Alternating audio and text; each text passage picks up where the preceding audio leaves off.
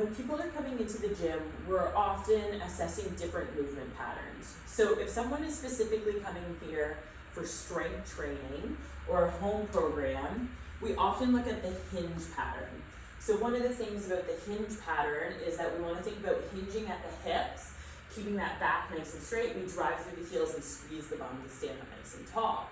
Sometimes where people are able to keep their weight in their feet, like they might be more of a toe person, and then they don't really get that hinge forward. They're not sending their weight back towards the wall.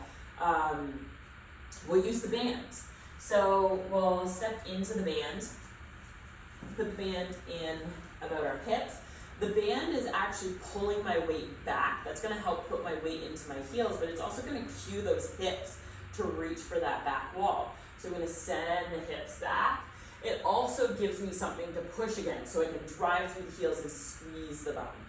Inhale, hinge, exhale, squeeze the bum and stand up nice and tall.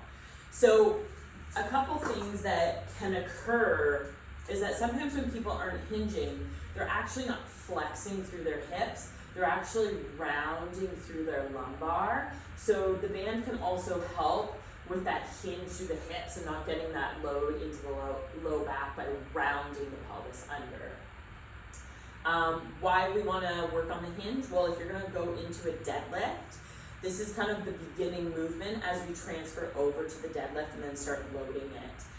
You can also do good mornings loaded, and then if you're going into kettlebells, you're definitely going to use that in the kettlebell swing. So there's lots of crossover for that initial movement pattern.